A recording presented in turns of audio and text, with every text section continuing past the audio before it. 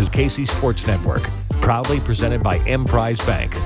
21 questions here on KC Sports Network. Thank you all so much for joining us today. This is the show where we get questions from you. We answer said questions. You can ask questions on the KCSN Discord, which you get access to when you subscribe to KCSN Substack. I am beyond elated to be doing this show with my dear friend Joshua Briscoe. Joshua, how are you? After a setup like that, how could I be anything other than spectacular? I mean, I feel like you have set the table, you have set the tone, and I feel like we're going to bring incredible energy to absolutely no less than 21 questions. 21 on the dot. You guys were you were perfect. It's just going to be, we're only going to answer 21 of the... But exactly 21 as we do every week on this show. Exactly. Precisely 21. That is exactly how, especially when I'm hosting. Yes, every time. You're a real stickler for it. Yes, exactly 45 minutes on the dot. Exactly 21 questions. But you look, I like the haircut. We were talking a little bit about there. I'm not used to this. It feels like it's like MNU Josh Briscoe. Like it feels like it's not even high school Josh, by the way. There were a couple of times when I definitely got a little bit of a shorter cut, but this was like a little, I don't know if it was ceremonial, if it was like, hey, it's spring, little spring cleaning for the dome. I think the beard's going to go next at some point. I don't know. I'm kind of going in pieces. I kept the beard at this exceptionally voluminous level because I thought, well, if the hair's really bad, I need to have an off-speed pitch. I need to distract you to, well, your hair's wild, but your beard is also wild. That to me felt like a win somehow. And so now I'm here. I mean, listen, I'm not giving out haircutting advice on Twitter. Because I don't give endorsements out like that. Unlike some people who are endorsements like that. Scotch, baby. That's what this thing is. You look great. I know we've talked about this before, but the natural, just sort of gray streak that shows up here is so choice. I did have a blonde streak in my hair in a very similar spot in college. That was MNU Josh. But I don't have that right now, and right now it's just less hair, and it feels good. I feel fun and fresh and flirty. I think you were the flirtiest David Harbour lookalike I've ever seen. Have you heard about our dog? No. I've heard about your dog, but is there a David Harbour story around your dog? There's a new dog that we have recently gotten. I've not posted pictures on the internet yet because we're still introducing him to some of our friends with a surprise reveal. You definitely don't have kids. No, for sure. No, and Kent, if you can believe it, not looking to change that. But we now have 2 dogs with 7 total paws because we have a miniature Schnauzer now who is missing one of his front paws. They think his mom bit his paw by accident when he was little. This isn't funny. This is tragic. No, I'm sorry. I might know where this is going. That's why I started laughing. This is not like a long setup for a joke. Everything I'm saying now and in the near future is all 100% factual and true. But he has one less paw, is most of the leg still, but lost circulation at some point, so he's a 3-legged dog. He's like 8 months old or something, so still in puppy territory, but about full grown for himself. And we've been thinking for a while about names. So the first day or so of having him officially, and eventually, we were just sort of watching him ambulate around the way that he does, and we realized, I know this dog has to be named. So now we have a 3-legged miniature Schnauzer named Hopper. And I'm sorry, about halfway through, I'm just like, I know where this is going. I'm not trying to laugh at you. You're literally telling about like circulation being lost in his leg. I'm sorry. I know where this is going. No, absolutely. I bet if hold on, my office is still a mess. I haven't gotten it clean as much as I want to entertain the people. I have nothing, but well, you look like David Harbour a little bit. You got the short hair gives you some David Harbour vibe. Maybe I go mustache next. Maybe I just fully hammer into that. That was my next question. I've done it. I think you could pull it off very well. Yeah, like I think that might. I'm not going to waste this mustache girth. I don't have that, and I can't grow a mustache to save my life. It looks awful. You could get a girthy mustache if you wanted to. It doesn't go well. It kind of has this great coverage. it's got a very surprising like split to it that just kind of just it's kind of like just it just falls over my lip, but just not in a very attractive way. I will send you some COVID pictures that you will not like. I'll just say that. Yeah, okay. I'll see them. I promise you. I'm going to send them to you. We should probably get into the questions. Yeah, that makes sense. I run a tight ship around here. This is a very serious program. But was thanks, one everyone. of those questions what happened with your hair? Because that could be one, technically. Only 20 to go. Well, scissors and scotch is what happened to my hair, and it looks incredible. They're the best. I've taken you to scissors and scotch before. Yeah. I've been twice now, I think. You, me, and Tucker just had a nice little dude spa day one time. Yeah. Great. Are they not sponsoring any of these shows yet? Because it feels like a real missed opportunity. I don't know. But I don't think so. But I love them to death, and I don't, you know what? I don't care. I'm going to continue to be a raving fan about them regardless. You should. They just should also be officially part of this show instead of just sort of unofficially waiting for you to turn your head and show off the fade. You see that? You like that? It looks great. It looks great. If anyone's still listening, thank you for asking the question. Shraggy J is going to kick us off.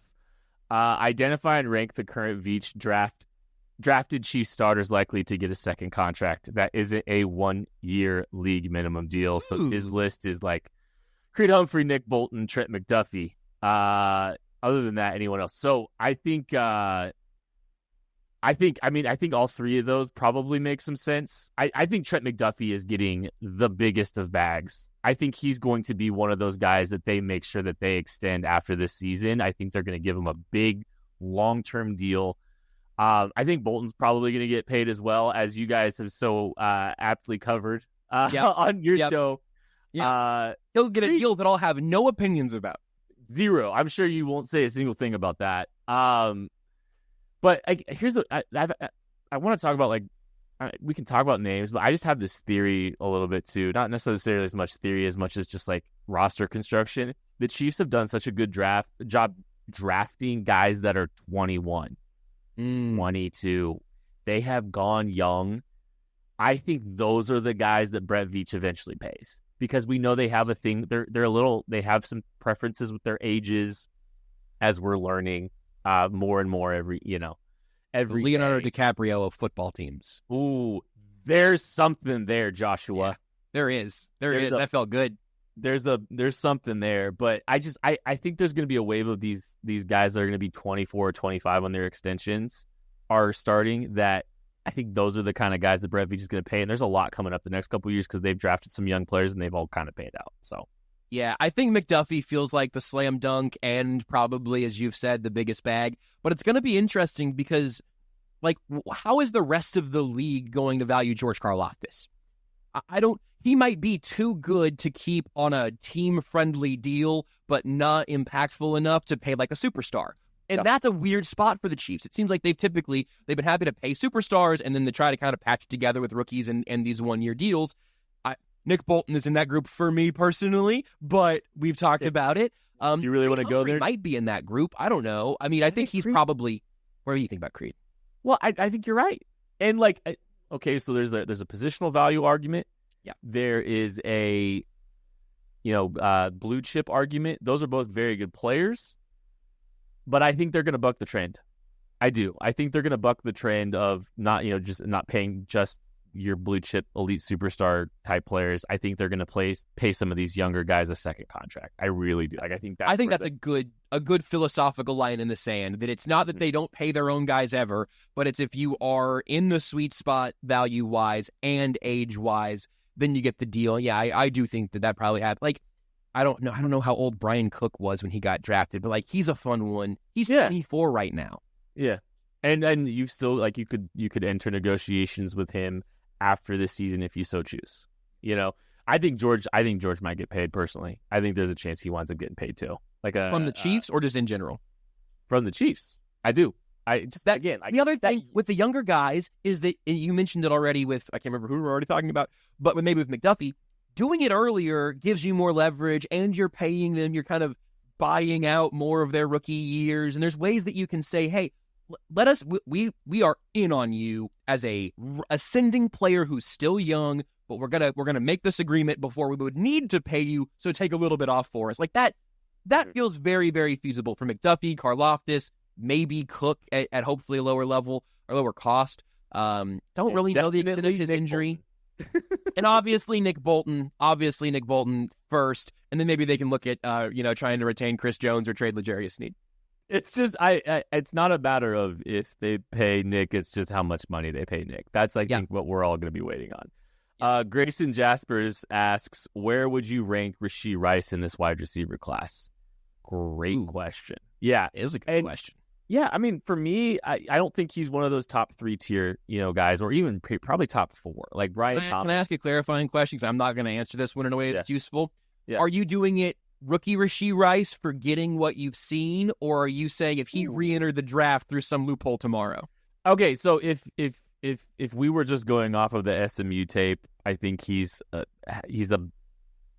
back end of the round 2 type player in this draft when it's all said and done. If you're basing what you saw in the rookie year, I think he's a first round pick. I think he might be the 5th wide receiver taken in this draft, somewhere along that lines. So I mean, like that, he's higher value than what the Chiefs took him at if he were to enter today. And if it was this draft all over, if he was just entering this draft for the first time, probably a back into round 2 type guy. So like maybe the Chiefs don't have to trade up for him this year, but I think that's probably still where he would have been coming out. That's a great answer, and my contribution was asking you clarifying questions because have I pre-ordered my KCSN draft guide? I think I have. I definitely checked the code. But promo code Briscoe sucks. Promo code Briscoe sucks, and you get $1 off. That's a great deal.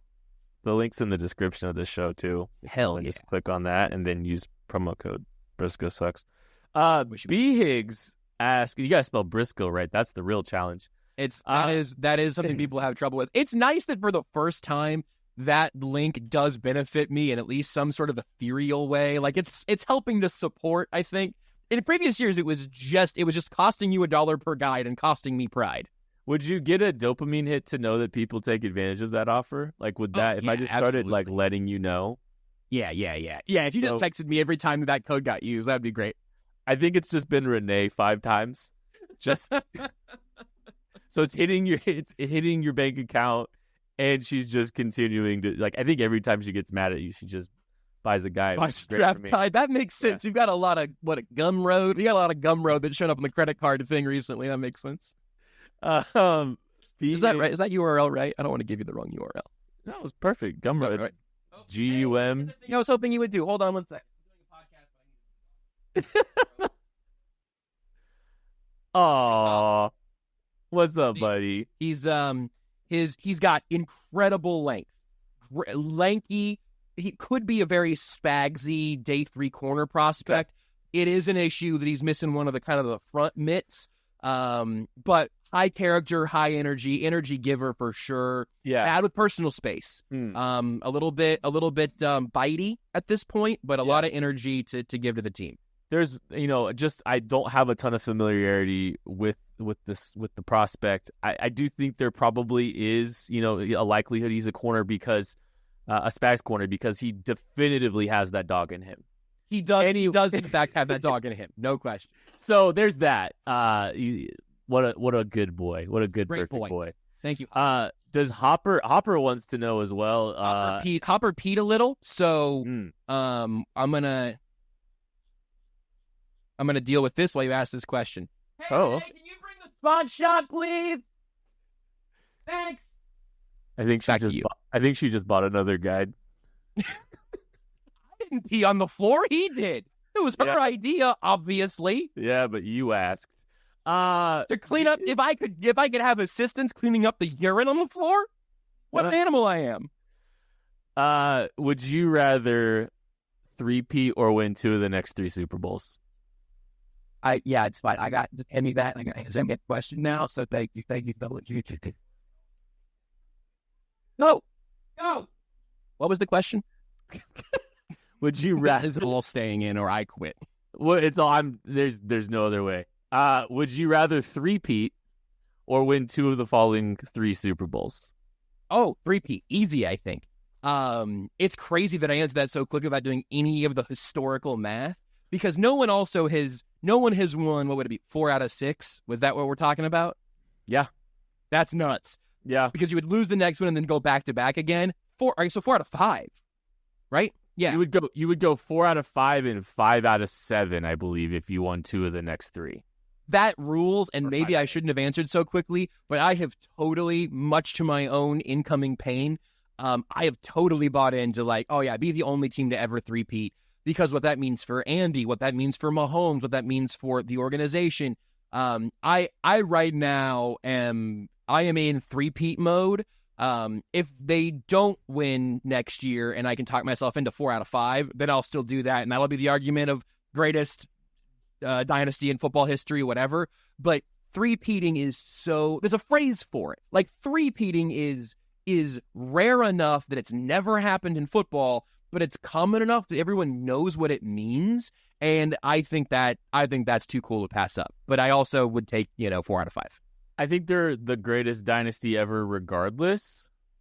So whether or not they three-peat or whether or not they win 4 out of the last 5 Super Bowls, like, they're the greatest dynasty ever.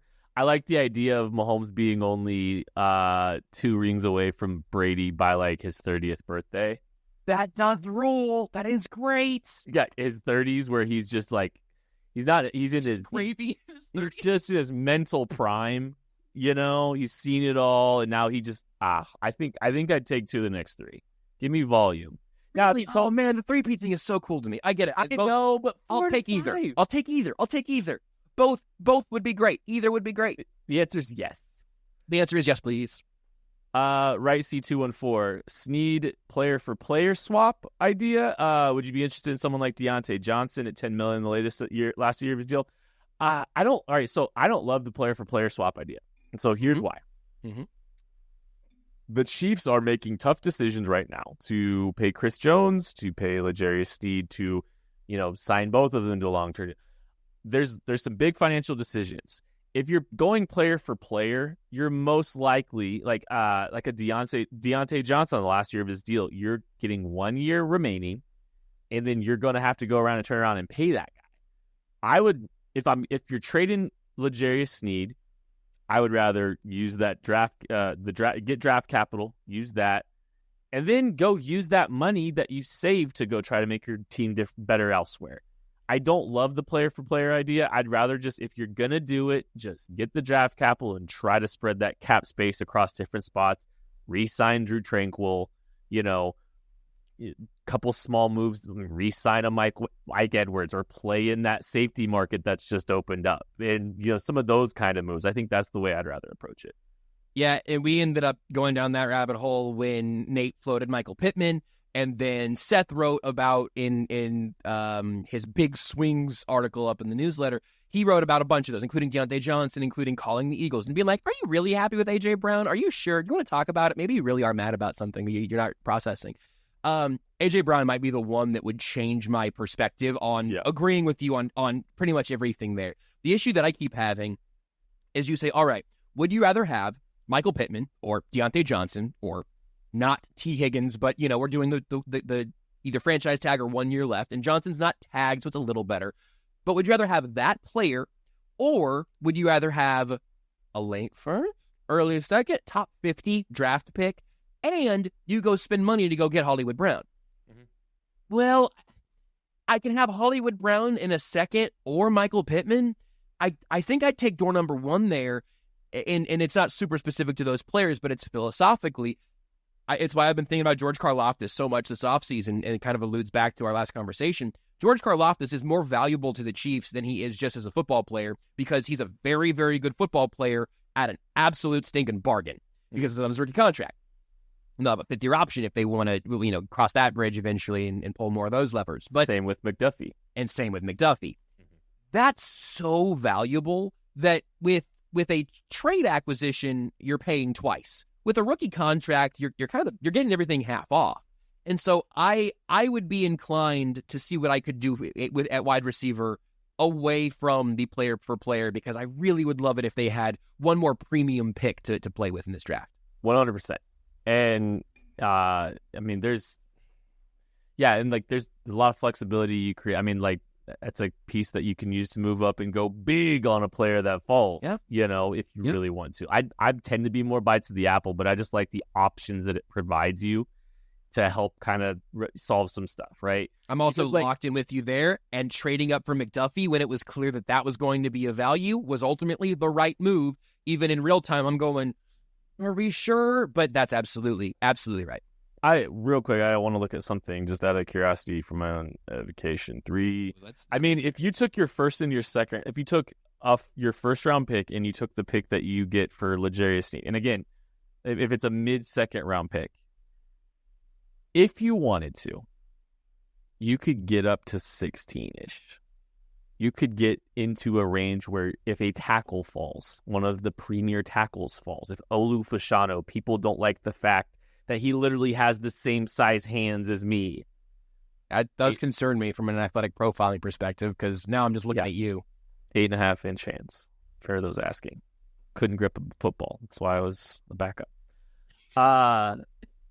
Anyways, I don't know. If Brock Bowers falls because people didn't like the picture that you saw whenever that was taken, if one of the premier receivers or premier tackles fall, it's not a move I'd make now. I wouldn't want to trade Sneed and your first to I don't remember where Atlanta's at, but doing that now scares me. Doing that on draft day, if something weird happens and 6 quarterbacks go in the top 12, then let's talk. 100%. I love the idea of it. So CB6152, can Christian Wilkins be got for less than Chris Jones? Yeah. Yes, he can. So, if you miss out on Chris Jones, I think you can get Christian Wilkins for less. I bet you could get him close to that Quinnen Williams number, maybe even a little bit less than that because he's 29. And that kind of ties to the same conversations we had earlier. You're still having to pay him, but you're having to pay him less, so you have a little bit more flexibility. You might be able to, I'm going to say Drew Tranquil again. Maybe you can't make 3 little small moves, but you can make one small move with the cap savings you got from a Christian Wilkins. But obviously you're losing the immense value of Chris Jones. But I think keeping Jones is still probably plan A for me. But if we did get to plan B, I would be fascinated to know, are the Chiefs going to go next biggest fish hunting? Or is it going to be like, all right, Chris, we're going to just take this money and this Sneed draft pick, and we are just going to, much like before the 2022 draft and this with the Tyreek Hill trade, we're going to really, really turn some things over. Just DRKlo Spags asks, favorite free agent pivot if somehow both Sneed and Jones are gone? Well, there you go, I guess. This is where I'm at now, though, and it's why some of the names that are getting passed around that are the sort of top line guys are so obvious.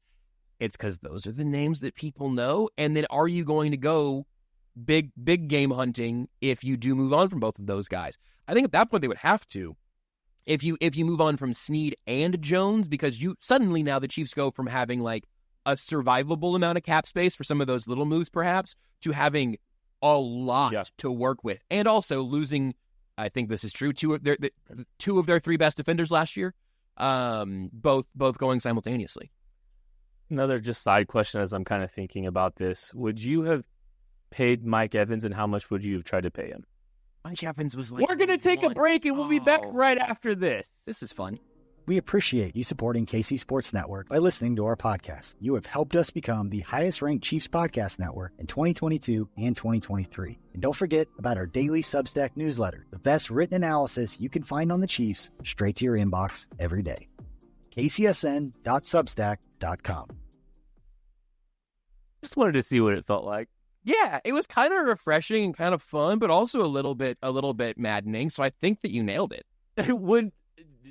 No idea that I was even sniffing around that idea. No, I saw you warn that there was a break-in coming for Tucker, but I wasn't in that headspace at all. I was just here having a nice time, just hanging out with my friend Kent, thinking about Mike Evans in a Chiefs uniform again.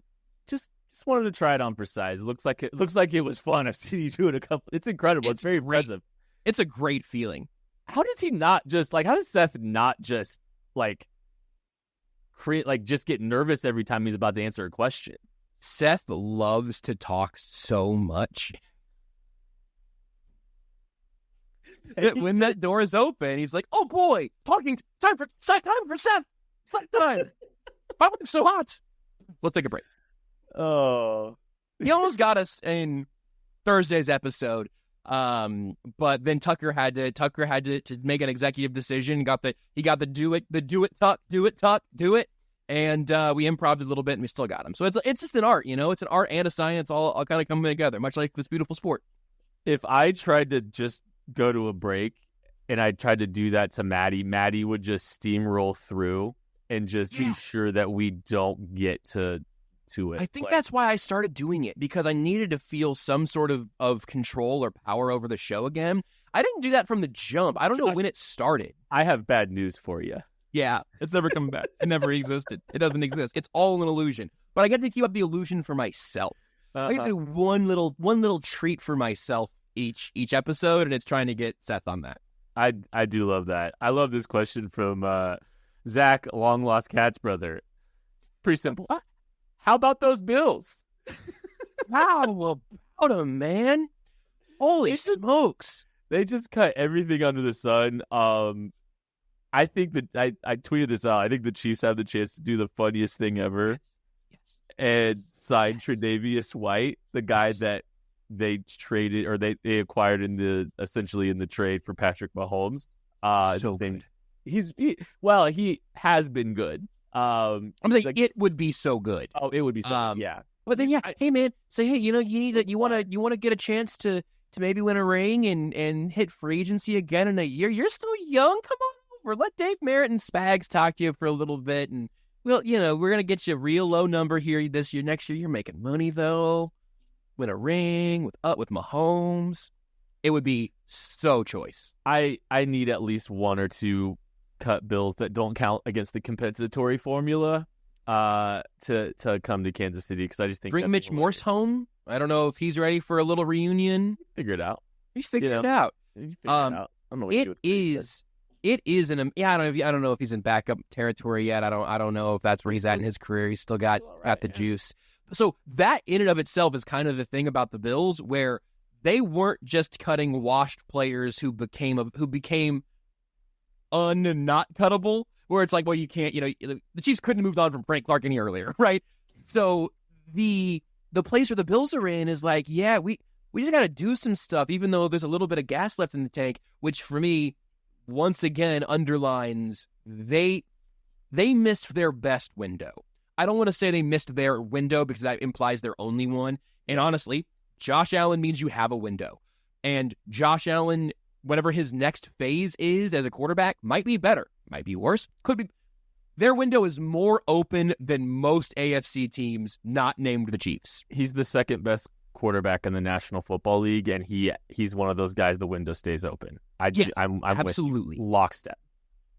And yet, their biggest window fell closed with some bad injury luck, a bad Von Miller contract, and the Chiefs being the boogeyman. And that is an unbelievable thing. At some point, I think you may have talked about this elsewhere. I don't remember.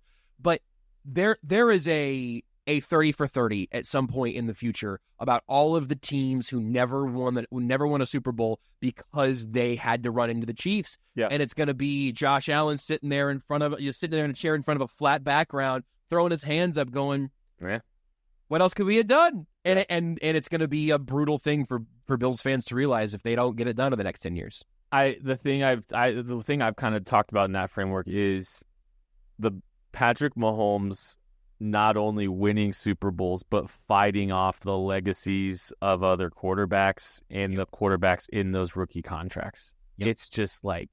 Great point. Just DRK asks if Nate's been microdosing shrooms. I think he has publicly on the show refuted having meth for lunch.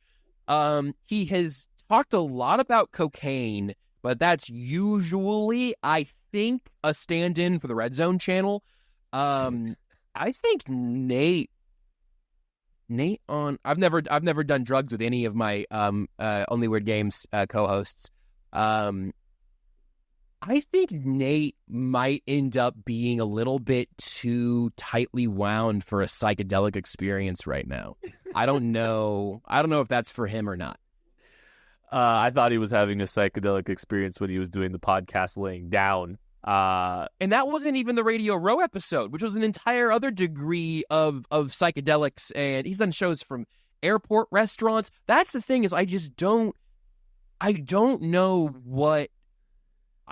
what he could have added from a perspective of bringing a real psychedelic energy just to his day-to-day. Tank the Frank asks, who's a cornerback we should be paying more attention to as a potential Chiefs draft pick? I'll give you a name. Please. Iowa State cornerback TJ Tampa. He's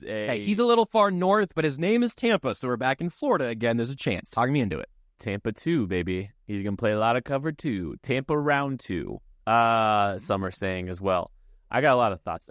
Anyways, like, big physical guy and the kind of player that you can trust is going to be a willing tackler the way Steve Spagnuolo prefers. He can be physical at the line of scrimmage. He's got that kind of frame and length and physicality that, you know, you like. He's not a like for Jerry Steve, but he's a guy that can beat people up at the line of scrimmage.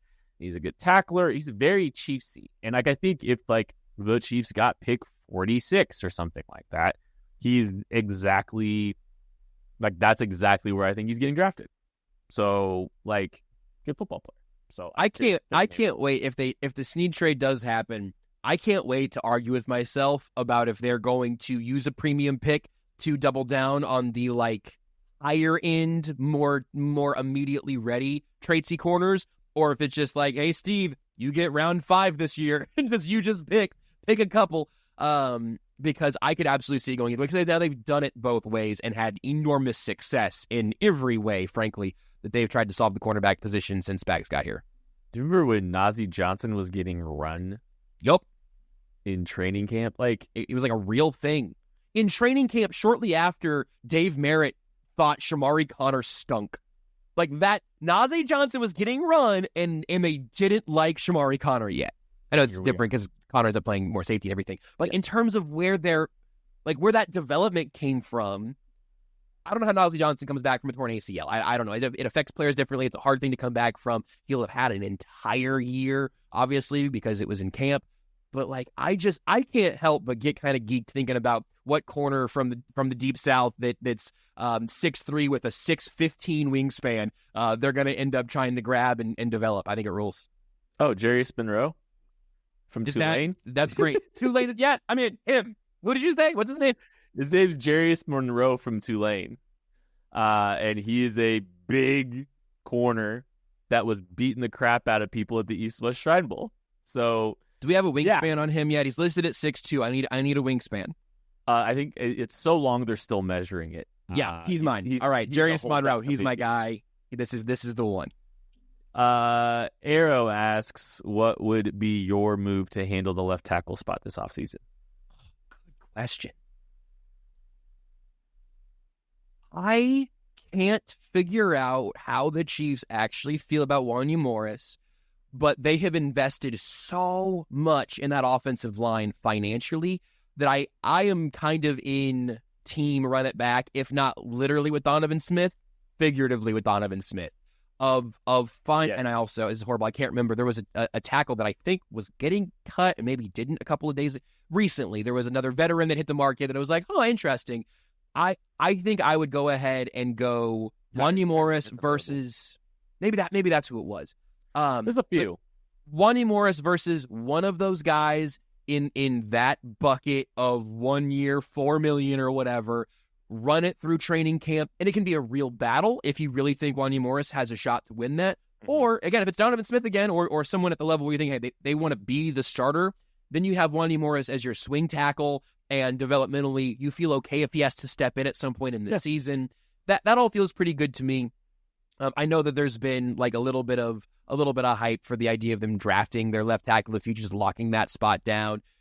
But I think because it's not a disaster and wasn't a disaster last year, and frankly, I think I'm expecting better from Jawan Taylor on the other side, I think I'm a little more inclined to kind of let left tackle play out. Give yourself options. Don't put it all on Wanya Morris, but give yourself options at a value is where I'm at currently. Wouldn't surprise me at all if the Chiefs change to do something completely different. If they went Donovan Smith or Donovan Smith, to your point, whatever that, the idea of Donovan Smith, and whatever that is in your head. Chukwuma Okorafor from Pittsburgh, a Tyron Smith, who's probably a little bit more than him. I think you leave your options open should a good tackle present themselves at 32 Absolutely. or even a small trade up. And here's why. The interior of the offensive line could look a lot different very quickly for this team. And so if you draft a tackle now, you can have less turnover, or you can have a little bit more settled at the tackle position in 2025 when you might lose your center and you might lose your guard, or you might have to pay your center and your guard. So maybe you want to get cheap at the left tackle position and you don't trust one anymore. So I like the idea of going with a 1-year rental type player, and then but like, potentially taking that swing at tackles. Like if you've addressed receiver enough and you can wait until round 2, or if you have more draft capital from L'Jarius Sneed, like I'm okay with it. Mike Denny asks, how long would it take to go entirely off the rails if you switch shows for a week? We talked about switching shows for a week. It's going to happen at some point when the off season's less busy and impactful in a way that like stuff is happening. I think that just needs to happen. Absolutely. I love anytime it's a crossover here because it's Only Weird Labs. Only Weird Labs. That rules. One of us and one of you it's an Only Weird Labs episode. I think that this is not about you. This is about our teammates. I think you would have a worse time. I think so. Not a bad time, but a harder time. Yes. Keeping that show running, because Craig and Matt have obviously a chaotic energy that comes with them. That's true for all 6 of us in question here. But I think in their soul, they want to talk about football. And that's the difference. No, it's so funny. And it's like, you guys coming over and being, and like the show, like, I mean, don't get me wrong. The show's always been established, but you have your own Only Weird Game identity too to your show. Sure. And it is so funny how different our shows are. And that's one thing I very much like enjoyed and appreciated you guys coming, is because the vibes could not be more different. They're both good vibes. Yeah. And the fact that there's a large crossover of people who listen to both shows isn't really that surprising if you just listen to both shows. But then you think about the mashup episode and it's like, oh, would that be okay at all? Would that be listenable? So like, here's the thing too. It's like, you have so much good individual chemistry with all 3 of us because we've done a lot of radio shows together, right? That's true. And you know how to, if you need to, have a relatively serious football conversation. I can hold the reins and usually just stand there, but every once in a while maybe a little yeah, like you're like, I don't know if I would pull any weird out of it. I think it would, if I'm on the show, it's probably just only games. Yeah, but they would be weird about it because Seth and Nate have gotten weirder with video. Like, that has been, I think, the number one catalyst there. And the difference is I see us on the screen and I think, like, we're still doing a show. And they see each other on the screen and they're like, Nate's like, I'm going to make Seth and Josh laugh, which is great. But I feel the walls closing in at the 45-minute mark when we haven't gotten to the third topic yet. So I don't know. Maybe that was all radio. Maybe that'll leave me with time. Maybe that's just absolutely like spelling that. I don't know. See, and like but at the same time, you do a good job of cultivating a culture in which Nate can lay on a bed. It's like, the idea that you would give me any credit over that is so outrageous because it implies that maybe I could have stopped it. If I allowed it, maybe I could have stopped it, and that's not where we're at. That's true, but I still feel like you at least are, you may not like where it's going, but you're still keeping a beat. I think I used to. This is the thing that's weird to me, though. This is just for us. This is now us just talking because I think about this a lot now. On Times Ours, I felt like pretty frequently I was like, hey, like, let's make sure we do something fun and for us, and that's our personality. The tangents will show up, like, really, really early on. Figuring out that rhythm, I feel like I was pulling to nonsense more often than I was pulling to football, certainly. And then since we got here, and since video became a part of it, I'm definitely pulling towards football more often. And I still don't really understand why or how that happened. I understand that it happened, but I don't know why or how. Is it the immediate feedback you get from YouTube that they just see and they're just That like, is oh, certainly a problem. Yeah. they're not used to the dopamine hits. Like, yes, and I get it too, because I like to look at the chat when we're going, but sometimes it's like I can't be the one to do that. And as Tucker mentions in our private chat here, you can this happened on Thursday's show, where Seth at one point was going handheld with his mic for reasons that I'll spare us all of here. Again, And I only weird weird games. Weird games. Oh my God.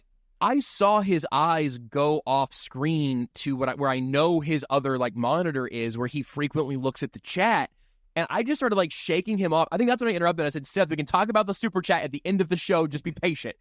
And he didn't say anything. He didn't type anything. He didn't do anything. I think Tucker mentioned this during Weird Games too.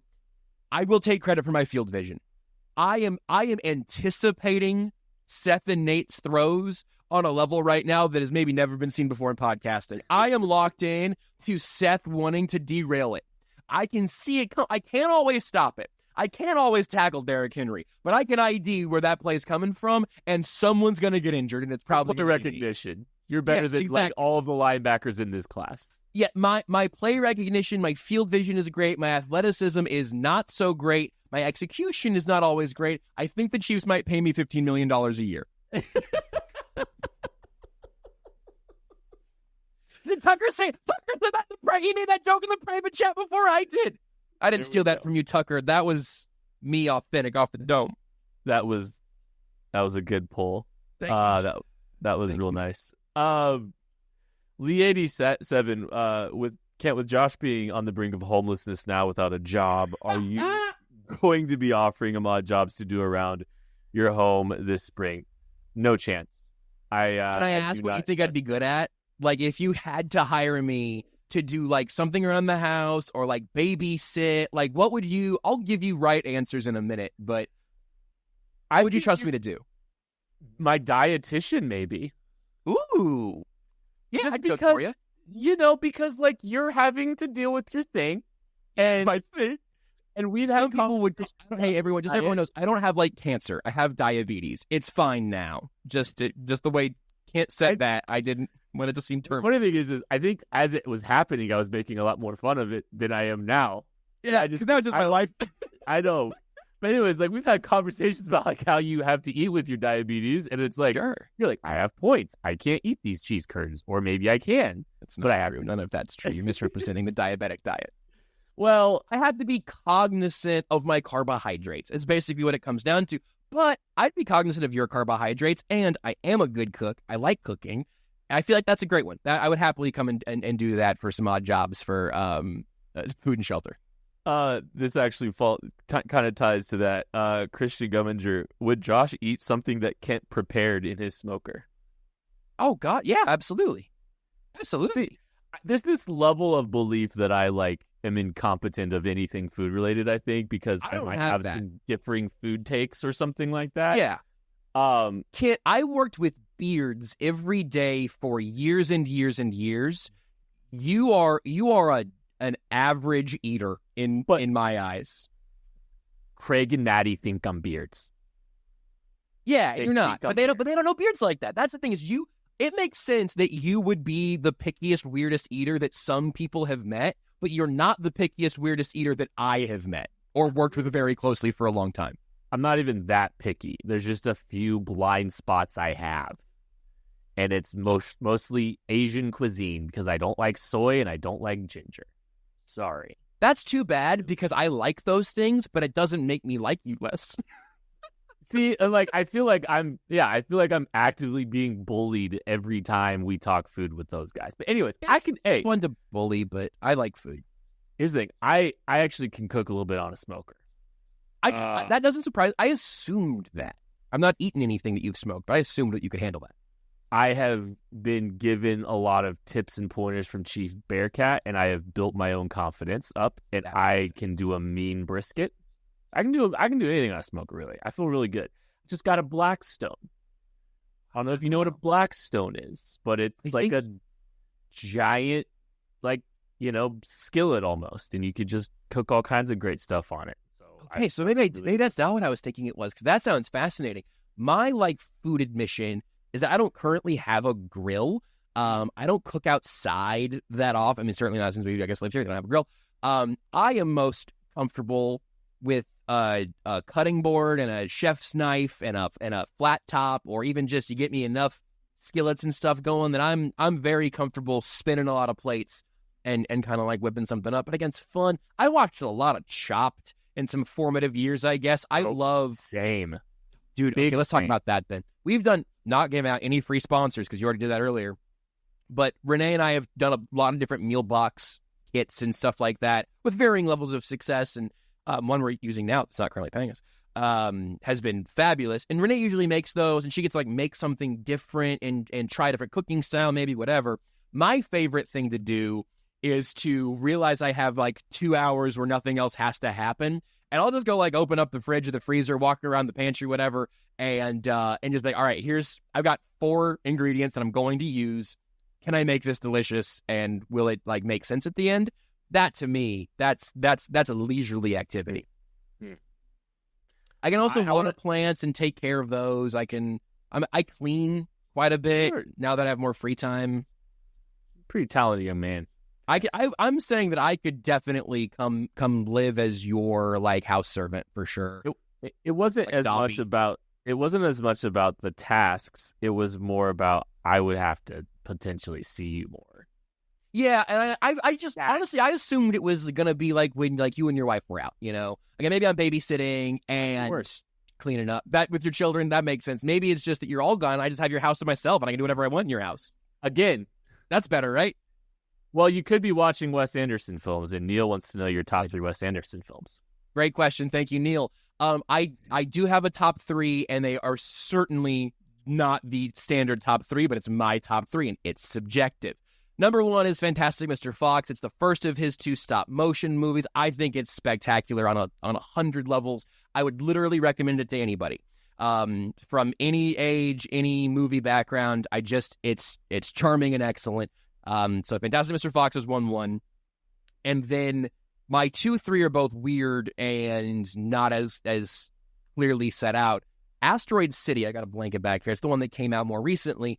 Asteroid City was spectacular. It also hits on the American Southwest aesthetic that I love very much. My grandparents moved to Arizona when I was pretty little, so we spent a lot of time out there. So I'm a Suns fan and stuff like that. And Aliens. It's great. And Tom Hanks, right? Tom Hanks is in it. Yes, it's Tom Hanks. Great cast. Weird that Bill Murray's not in it, but Steve Carell ended up taking the spot that was supposed to be his, and Steve Carell is so good in Asteroid City. I love it. That it's one of the ones that people Google, what is this movie about? What does it mean, or whatever. Wes Anderson does that sometimes. I think one of the movies that is not as ambiguous, that is a little more traditional, is rounding out my top 3, which is the Darjeeling Limited. That is 3 brothers on a train for the majority of it. There's other stuff that happens before, in the midst, and towards the end. But it is sort of like the logical conclusion to Bottle Rocket, which was Wes Anderson's first feature-length film that kind of sent him onto the scene before Rushmore and everything. Darjeeling Limited, I think, is spectacular. It's a wonderful exploration of an interpersonal relationship, and Adrian Brody is so good in it. The brothers are Adrian Brody, Jason Schwartzman, and Owen Wilson, all 3 great, but that's the movie for me that I was like, oh, Adrian Brody's an actor that I care about and want to see more often. It's also great in Asteroid City. If you would have tried to throw to a break after asking that question, I would have logged off. Part of me wishes I would have. I assumed it was the last one. I've never seen any of those movies. That's okay. I think you should, and I think the whole family ought to watch Fantastic Mr. Fox. I'm gonna check it out. It's my Kyle C wants to know who's the more proud Mid-American Nazarene pioneer. You. Yep.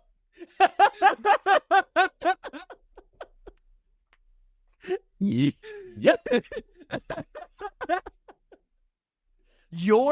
Your lasting impression was that you were on the football team and yours is the budget cut. You got to wear the jersey. My lasting impression is that the president of that university does not care for me. The feeling is mutual, and they cut the newspaper the year after I left. Yes. Everything you touched at him and you turned to a budget cut. Pretty much. I mean, that's relatively fair. I love many people from there. I love what I accomplished there. Hey, look. But it doesn't have necessarily my like full organizational support in that way. So it's a little bit complicated. I wear my MNU stuff. I got a great sweater that says Mid-America on it that I love. But I'm not super involved in the campus life now. The only things I touched at Mid-America turned into extra points and field goals. So, it's okay. I still stay. Hey, you scored at MNU. Hey, I did. Yeah. I threw a 2-point conversion too. Thank you very much. That rules. That's great. It was That's a game that mattered. It was a close game. It was cool. It was a concussion from the quarterback. Whatever. Anyways, I stay in touch with the current head coach there, MNU. I follow the sports programs. So I stay in touch with that side of it a decent amount still. I'm very glad that that's where I ended up, not just because that's where Renee and I met, but like there so many things I did media-wise were helped by the fact that it was a very small school that let me do whatever I want in terms of like getting experiences. And also that's the reason that those experiences don't exist for other students right now, and that bums me out. So, it's two sides. Both I've not moved too far from MNU. Both houses that I've lived in that we've purchased since have been like within 5 miles of MNU. That's awesome. So I drive by it all the time. So I try to go check out a ball game every now and then if I can. So yeah, absolutely. We've talked about I would happily go tailgate next year or something. Yes, we've already talked about it. All right, well, that is going to do it for this episode of 21 Questions. Thank you all so much for asking so many great questions. Thank you to Josh, but more specifically, thank you to Hopper. We'll catch you later. Smells like spot shot in here.